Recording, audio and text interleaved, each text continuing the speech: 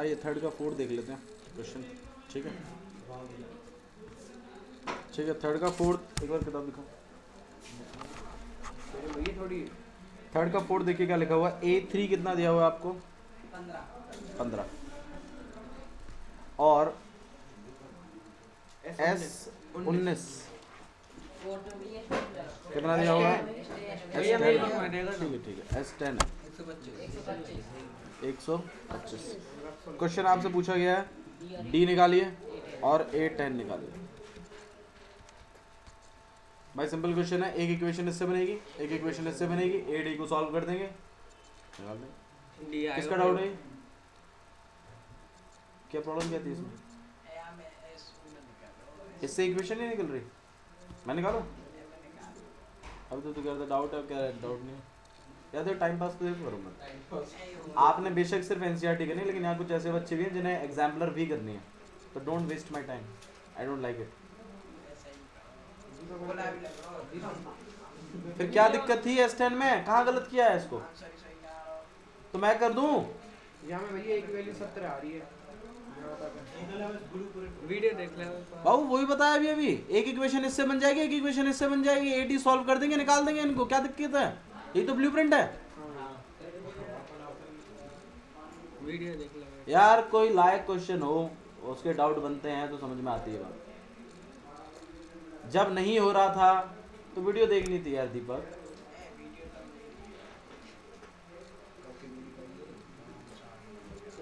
आज देख लिए। और बताइए और कौन से क्वेश्चन में डाउट है? किसी का क्वेश्चन नंबर 8 देखो भाई, क्या लिखा हुआ है? AN कितना है? 4 है। D कितना है? 2 है। SN कितना है? -14।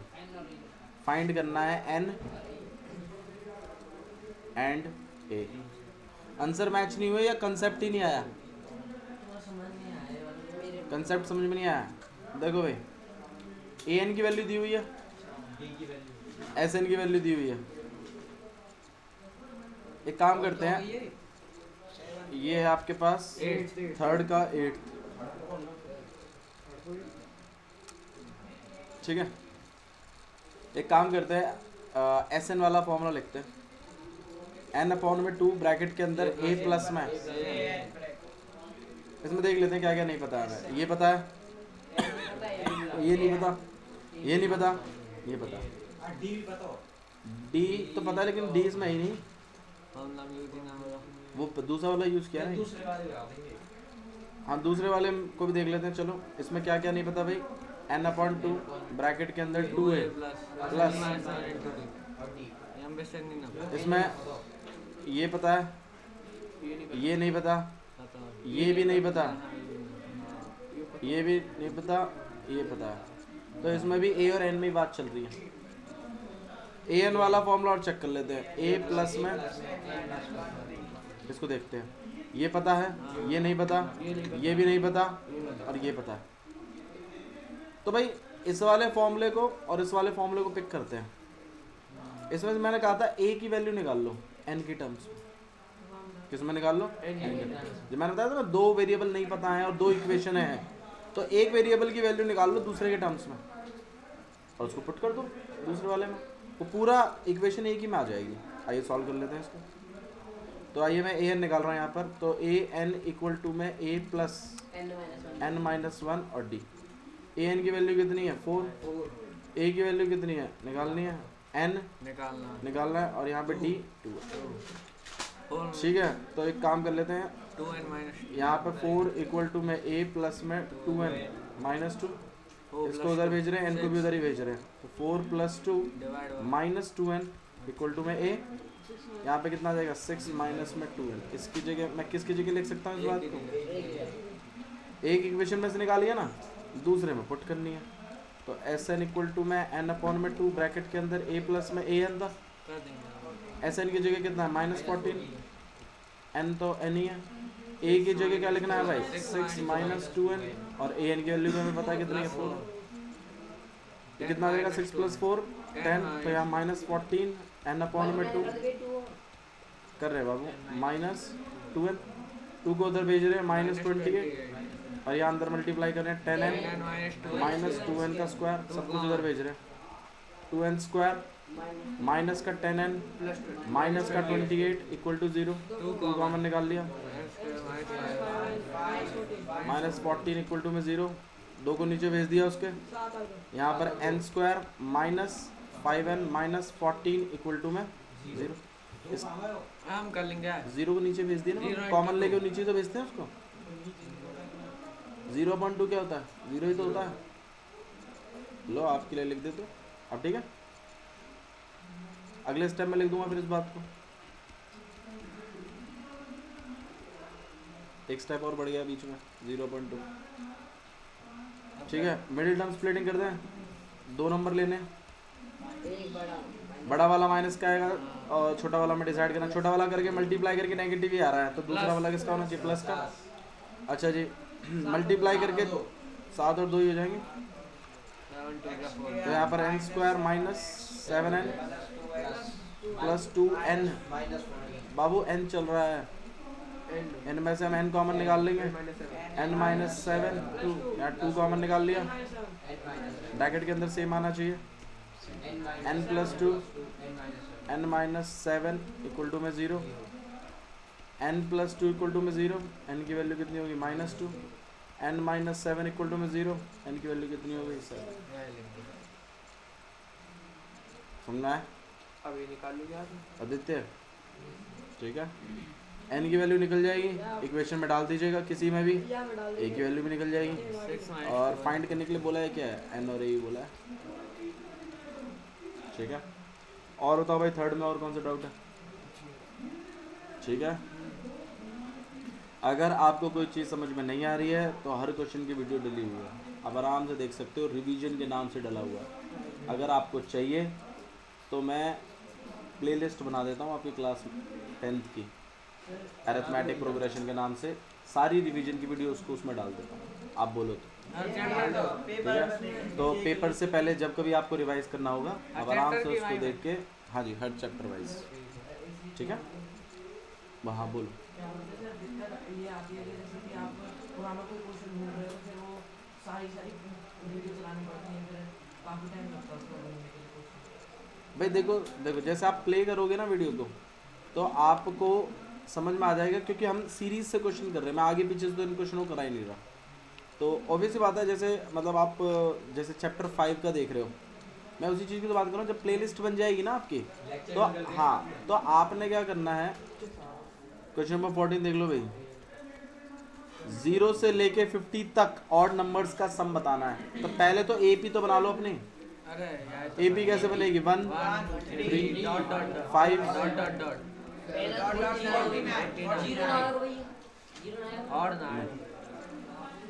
ऑड नंबर्स लेने हैं, ये ऑड नंबर्स ही तो हैं। अब आपने तो बस ये बताना है कि इनका सम कितना होगा। तो भैया सम निकालने के लिए ये तो पता लगाओ पहले इसमें टर्म कितनी है, क्योंकि सम निकालने के लिए n भी तो चाहिए, a भी चाहिए और d भी चाहिए। a का जुगाड़ है, माइनस कर लोगे, d का जुगाड़ भी हो जाएगा, n का जुगाड़ नहीं है, लेकिन ये an है, ये n नहीं है। तो अगर मैं इस टर्म का पोजीशन निकाल दूं तो n निकल जाएंगे ना, टोटल नंबर ऑफ टर्म्स आ जाएंगे मेरे पास, पुट कर देंगे। सही, SN वाले फॉर्मूले में लगा देंगे। बोलो तो करके दिखाऊं, करके दिखाऊं, जो कर सकते हो पहले कर दें। an इक्वल टू में कितना है पता नहीं है ना, कौन सी रैंक पे? a कितना है? 1, d कितना है? 3 - 1 दैट इज 2। आइए an का फॉर्मूला लगा रहे हैं, an equal to a plus an कितना, 1 मिनट रुक जाइए, an कितना है? 49, a कितना है? 1, n - 1 और d कितना है? 2। यहाँ 49, यहाँ 1 प्लस में 1 - 2 कितना हो जाएगा? -1। इसको उधर भेज रहे हैं, 49 + 1 इक्वल टू में 2n, यहाँ 50 इक्वल टू में 2n, 2 से काट दिया आपने 25, तो n की वैल्यू कितनी आ गई? तो इसमें टोटल कितनी टर्म्स हैं? और ये 25वीं टर्म है, ध्यान रखना। तो आपको तो सम पूछा है ना, तो S25 निकाल देना, ये भी निकालो। क्या तकलीफ है इसमें? बोलो भाई। 7 के बाद 9 आ रहा, 9 ऑड नंबर क्या होता है? जो अपने टेबल पर ए भगवान, प्राइम नंबर होता है। ऑड नंबर वो नंबर होते हैं जो 2 से डिवाइड नहीं होते। इवन नंबर वो होते हैं जो 2 से डिवाइड हो जाते हैं। प्राइम नंबर वो नंबर होते हैं जो सिर्फ अपनी ही टेबल से डिवाइड होते हैं और 1 से होते हैं। Composite other than prime numbers are all composite numbers. Prime number वो नंबर हैं जो सिर्फ अपने ही टेबल और 1 से डिवाइड होते हैं। जैसे 2 है, ये 1 से और अपने आप से डिवाइड होता है बस खाली। 3 है, ये 1 से और 3 से डिवाइड होता है। 5 है, 1 और 5 से। क्या 4 भी है? नहीं, ये 1 और 4 से तो होता ही होता है, लेकिन साथ में 2 से भी होता है। 1 is not a prime not odd, 1 is not a prime, 1 is not a prime nor composite. ठीक है, 6 प्राइम है, कंपोजिट। ये 3 से डिवाइड भी होता है। ठीक है, 7 है, 9 नहीं है, किस से डिवाइड होता है? 3 9 1 मनवाई बात। ठीक है, हो गया। और किसी को डाउट है तो बताइए। भैया एक प्राइम नंबर ना है। 1 is neither prime nor composite. 1 से डिवाइड हो जाए। किसी को डाउट है इसमें? पक्का? और बताओ भाई, और किसी को कोई प्रॉब्लम है? डिप्रेशन एंगल ऑफ एलिवेशन बाबू वो जब उस चैप्टर को करेंगे तब बताएं। एंगल ऑफ डिप्रेशन में बता दूंगी ऊपर खड़े। एंगल ऑफ एलिवेशन में यहाँ से मान लीजिए आप यहाँ खड़े हैं इस तरीके से, ठीक है, तो ऑब्वियस सी बात है जो आपकी नज़र होती है उसको हम हॉरिजॉन्टल कहते हैं। आंखों की जो सिधाई होती है उसे कहते हैं हॉरिजॉन्टल एक्सिस। ठीक है, और जहाँ पर आप खड़े हैं उसे कहते हैं ग्राउंड एक्सिस। ये ग्राउंड लेवल है, अभी फिलहाल के लिए हम इसको चलो एक्सिस बोल रहे हैं। और जहाँ आप देखते हैं वो लाइन ऑफ साइट होती है। वो क्या होती है आपके पास? Line of site. मतलब अगर आप अपनी आंखों की सिधाई से ऊपर देख रहे हैं तो आप एंगल ऑफ एलिवेशन क्रिएट करते हैं। क्या क्रिएट करते हैं? Angle of elevation. Angle of elevation को ना ज़्यादा इतना वो बनाने की जरूरत नहीं है। एंगल ऑफ एलिवेशन का मतलब है आप ऊपर की तरफ देख रहे हैं, और एंगल ऑफ डिप्रेशन का मतलब होता है आप नीचे की तरफ। तो अगर आप अपनी आंखों की सिधाई से, अगर आपकी लाइन ऑफ साइट नीचे है तो इसका मतलब आप कहाँ देख रहे हैं? नीचे देख रहे हैं। आंखन पे का एंगल बनेगा। तो ध्यान रखिएगा, हॉरिजॉन्टल एक्सिस और लाइन ऑफ साइट के बीच में बनता है एंगल हमेशा। अगर ऊपर की तरफ है हॉरिजॉन्टल से तो एंगल ऑफ एलिवेशन कह देते हैं, अगर नीचे है तो एंगल ऑफ डिप्रेशन कह देते हैं। ध्यान रखेंगे दीपक।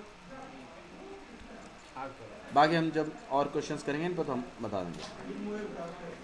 बोल लो फटाफट। जब मैंने 5.2 के डाउट्स लिए थे तब आप कहाँ गए थे? क्यों नहीं पूछा था? यार दिमाग कम है तुम्हारे अंदर यार। 5.2 क्वेश्चन नंबर 9 देख लीजिए क्या लिखा हुआ। सबने करवा दिए हैं। 5.2 क्वेश्चन नंबर 9 देखिए। If third and 9 term of AP are this, which term of this AP is 0?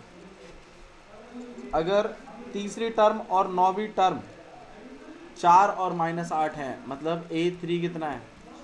4। और 9वीं टर्म मतलब A9 कितना है? -8। -0। तो बोला है कौन सी टर्म इस AP की 0 होगी? तो मतलब AN की वैल्यू तुम्हें दी हुई है, तुम्हें तो N फाइंड आउट करना है। आसान है, दो इक्वेशन भाई एक इक्वेशन इससे बना देना, एक इक्वेशन इससे बना देना, A और D निकल जाएंगे। हां A और D निकलते ही AN के फॉर्मूले में लगा देना, AN = A + n-d। इसमें ये पता है, ये पता है, ये पता है, N निकाल ही लेना। ठीक है, और बताओ भाई और कोई डाउट? ठीक है, चलिए आइए कुछ क्वेश्चन हम लोग बाहर से करते हैं AP के। ठीक है, एग्जांपल निकालो भैया। इसी के साथ आपका AP चैप्टर में खत्म कर रहा हूँ, लेकिन कुछ क्वेश्चन है जो हम बाहर से करेंगे एग्जाम्पलर से। ठीक है, किसी किताब इतने तो ले लिया। और ये एक्स्ट्रा क्वेश्चंस हमारे कॉन्फिडेंस को बूस्टअप करेंगे।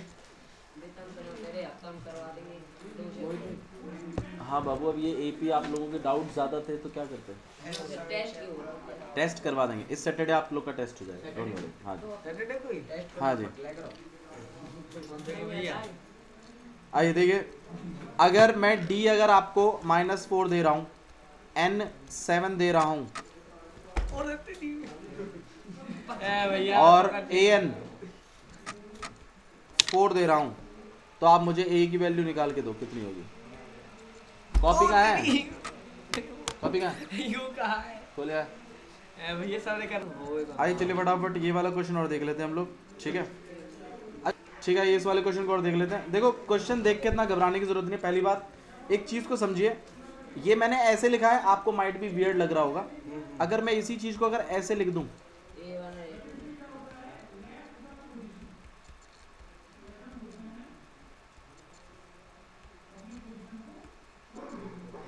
तो माइट भी आपको इतना वियर्ड ना लगे। देखो कॉमा का मतलब है यहाँ पे सेपरेट हो गया क्वेश्चन, ये एक बात है, ये दूसरी बात है, और ये तीसरी बात है। तो मैंने इन बातों को ऐसे लिख दिया,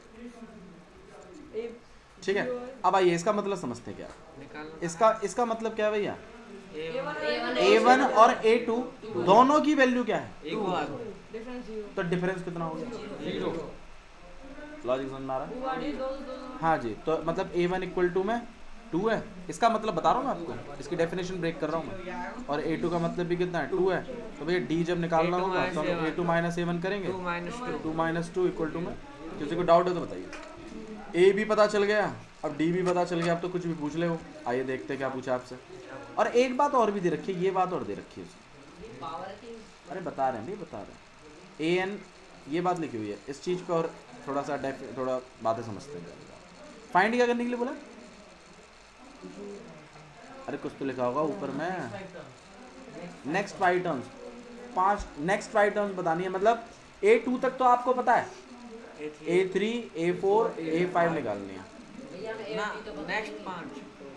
अच्छा यहाँ पर ये बात नहीं लिखी है कि ये एक AP है, ये बात लिखी नहीं है, नहीं लिखी ना, कहीं लिखा है ये बात कि AP है। हाँ, तो एक बात तो कंफर्म होगी कि हमें D निकालने की कोई ज़रूरत, क्योंकि ये एक AP है ही नहीं।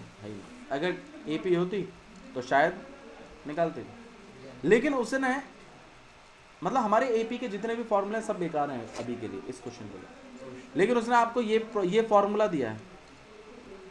अच्छा, ये फॉर्मूला क्या कहता है कि AN अगर आपने निकालना है तो AN माइनस 1 की वैल्यू में से 3 को क्या करवा दो, मतलब अगर मान लो मेरे को जैसे A3 निकालना है तो AN माइनस 1 मतलब A3 माइनस 1, A3 माइनस 1 मतलब A2 में से 3 को क्या करवा दो, 2 माइनस 3।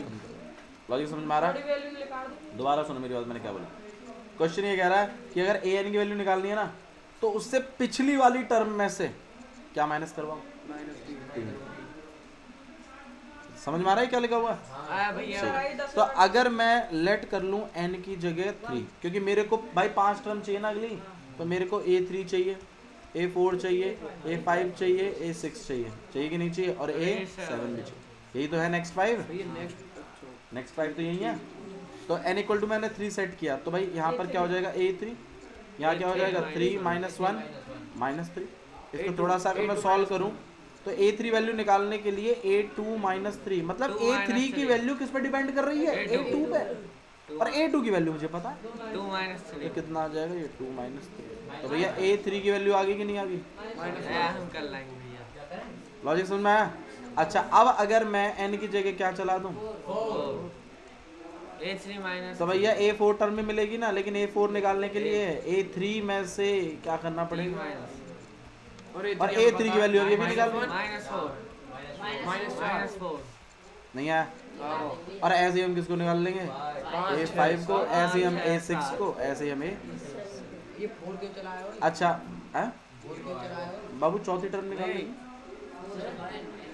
5 को चलाएंगे, 5वीं टर्म निकाल लेंगे, 6 को चलाएंगे, 6वीं टर्म निकाल लेंगे, 7 को चलाएंगे, 7वीं टर्म निकाल लेंगे। 8 की निकालनी नहीं है क्योंकि 5वीं टर्म निकालने के लिए बोला उसने की वैल्यू। AP नहीं है, AP मैटर नहीं कर रही।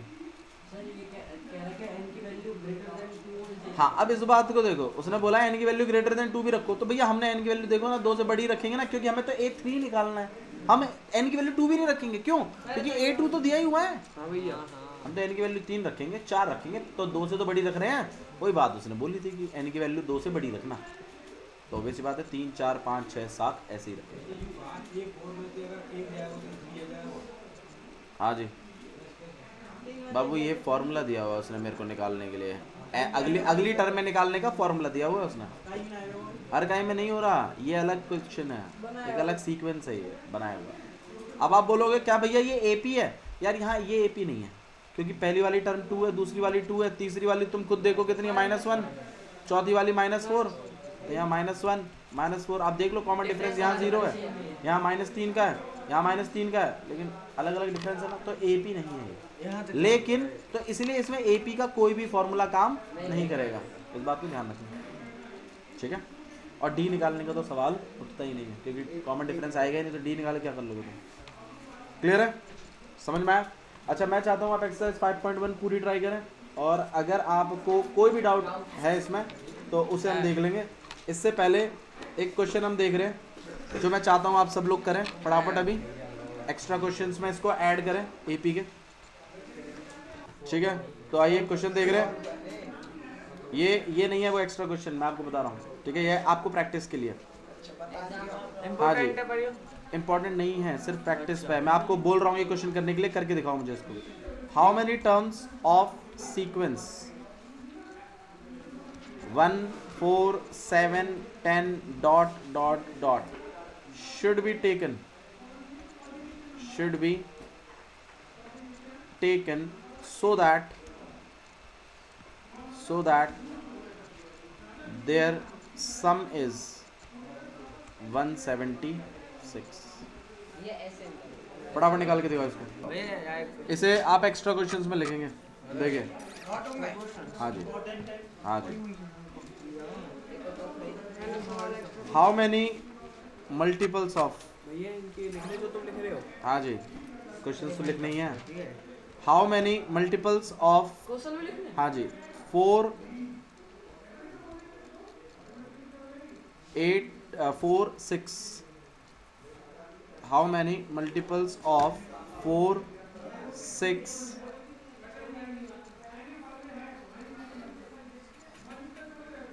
हाउ मैनी मल्टीपल्स मत लिखो, how many numbers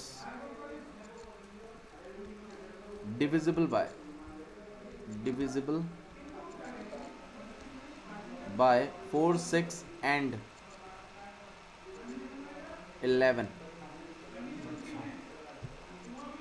how many numbers divisible by 4 6 11? how many 3 digit number, how many 3 digit number divisible by 4 6 and 11? ये पहले क्वेश्चन समझ लीजिए क्या है। या चैप्टर का, हाँ जी, AP का ही है क्वेश्चन। ये है कि 3 डिजिट के कितने नंबर हैं जो 4 से 6 से और 11 से डिवाइड होते हैं। वो नंबर 4 से भी डिवाइड होना चाहिए, वो नंबर 6 से भी डिवाइड होना चाहिए, और वो नंबर 11 से भी डिवाइड होने चाहिए, तीनों से डिवाइड होना चाहिए। भैया अलग अलग निकाल रहे हैं, एक ही नंबर आ मेरे को ऐसे नंबर बताइए जो 4 से 6 से और 11 से तीनों से डिवाइड होते हों। ऐसे कितने नंबर हैं 3 डिजिट नंबर्स? कॉन्सेप्ट समझ में आ रहा है क्या है? अभी तक आपने जितने भी क्वेश्चंस करे हैं वो सारे के सारे क्वेश्चंस एक ही नंबर से डिवाइड होते थे। जैसे मान लो 4 से डिवाइड होने वाले 3 डिजिट नंबर, लेकिन ये थोड़ा सा अलग है, इसमें वो नंबर तीन नंबरों से डिवाइड होना चाहिए। तो ऐसा कब होता है भैया? मान लो मैं आपको बोलूं, मेरे को एक ऐसा नंबर बताओ, सुन ले इधर यार, सीख लो पहले। जैसे मान लो मैं आपको बोलूं एक ऐसा नंबर हो जो 2 से 3 से और 5 से डिवाइड होता है, बताना। 30। इनका एलसीएम निकालेंगे, इनका क्या निकालेंगे हम? पहले मैंने बताया 132 भी ले लो। तो आप क्या करोगे, यहाँ 2 3 और 5 से डिवाइड कर लोगे, 2 से काट लोगे 1, यहाँ 3 और यहाँ 5, फिर 3 से काट लेंगे 1, फिर 5 और फिर 5 से काट लेंगे यहाँ 1। तो भाई 5 to 10 और 30, तो 30 है इनका एलसीएम। तो 30 है वो नंबर सबसे छोटा जो इससे और इससे डिवाइड होता है, जो इससे डिवाइड होता है। तो मुझे एक बात बताओ, जो भी नंबर 30 से डिवाइड होते होंगे वो इन तीनों से डिवाइड होते होंगे कि नहीं होते होंगे? तुम चेक कर लो। 60, ये 2 भी इसको डिवाइड कर सकता है, 3 भी कर सकता है और 5 भी कर सकता है, और 90 भी है वो नंबर। ये सारे के सारे नंबर 30 से डिवाइड होने वाले हैं। तो जितने भी नंबर 30 से डिवाइड होते हैं वो सारे के सारे नंबर इन तीनों से जरूर डिवाइड होंगे। समझ में आ रहा है? तो मेरा जो क्वेश्चन है अब वो 2 3 और 5 वाला नहीं रहा, वो आ गया है अब 30 वाला। अच्छा, समझ में आ रहा है? लॉजिक समझ में आ रहा है मेरा? मैंने क्या बोला है? पक्का? इस तरह के क्वेश्चंस एग्जाम में पूछे जाते हैं। ये बना भैया एपी जनरेट करो 3 डिजिट नंबर वाली। 3 डिजिट का सबसे छोटा नंबर कौन सा है? 100। और सबसे बड़ा कौन सा है? 999। तो आपकी एपी इनके बीच में आएगी कहीं? 132 आ रहा भैया। लास्ट वाले अब वो एपी की शुरुआत कौन से नंबर से होगी वो आपने देखना है। उसके लिए आपने क्या करना है, इनका एलसीएम लो पहले। तो आपका आ गया 132। ये आपकी ये एक इत्तेफाक है कि मान लो मैं 3 डिजिट की जगह अगर मैं इसको कितने का कर देता, 4 डिजिट का, 3 की जगह मैं इसको कितना कर देता, आप लोग 4 कर लो फटाफट। इसको क्या कर लो, 4 डिजिट नंबर बताने हैं। कितने नंबर बताने हैं? तो 1000 और 9999 के बीच में होंगे वो नंबर्स। सही बात है ना? अच्छा जी, अब निकालना। अच्छा ये आ जाता है समझ 13 से में। 20 अब निकालो। 13 से 20 ऐसा कौन सा नंबर है जो इन तीनों से डिवाइड होगा? 4 से, 6 से और 11 से। 13 से 20 13 से 20 तेरे को कैसे बता? जीरो लगा दिया ने, जीरो लगा दिया ने। उससे पहले भी कोई नंबर आ सकता है गधे। हाँ भैया एलसीएम तो 1320 को 132 से कम कर दे, 132 का मल्टीपल नहीं आ जाएगा? फिर कैसे, कितने सारे नंबर हैं? बकवास दे रहा है। तो मैं कह रहा हूं आपको, मेरे को एक ऐसा नंबर चाहिए जो 132 से डिवाइड हो जाए, इससे बड़ा। 1056। अरे तुम्हें टेक्निक बताई तो है, गधों की तरह बैठे रहते हो बस। प्लस कर दे आगे चलो 132 पे याद करो, रिमाइंडर आता था, इसमें से माइनस करके इसमें प्लस करवा देते थे, भूल गए क्या? हाँ उस नंबर निकल जाएगा। नंबर निकाल के दिखाओ मेरे को फटाफट, कौन सा नंबर है वो? 132 से डिवाइड करना तेरी। ठीक है, आप लोग इस क्वेश्चन को घर से करके लेके आओगे, भैया ठीक एक है? चीज पूछनी है, और इसे एक्स्ट्रा क्वेश्चन में डालोगे, भैया एक चीज पूछनी है वो। ठीक है? चलिए आज के लिए इतना ही बहुत है। रख लेना Thank you. 3 डिजिट।